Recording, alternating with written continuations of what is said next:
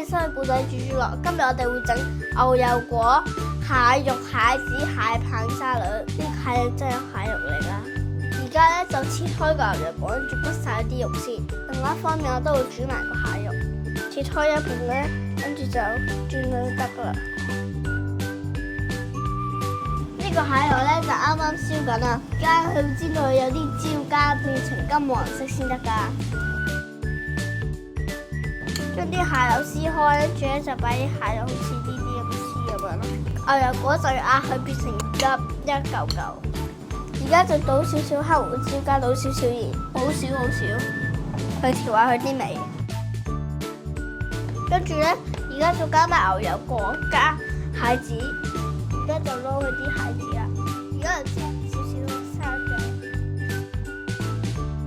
最後擺多間蟹子，睇下幾靚，就咁樣就完成啦。試食時間，等我嚟試下啦。你睇下係咪好靚咧？啱啱就試完啦，我覺得咧佢整體撈埋咧係甜甜地嘅，個質感好特別啊，會係煙煙韌韌咁樣嘅。如果大家想要一個有嚼頭嘅，咁咧大家就記住要一個生啲嘅牛油果啦。咁我中意腍少少，就要一個熟啲嘅牛油果啦。呢個菜式都真係好易整嘅，大家都試下啦，記得 like 同 subscribe 我哋啦，拜拜。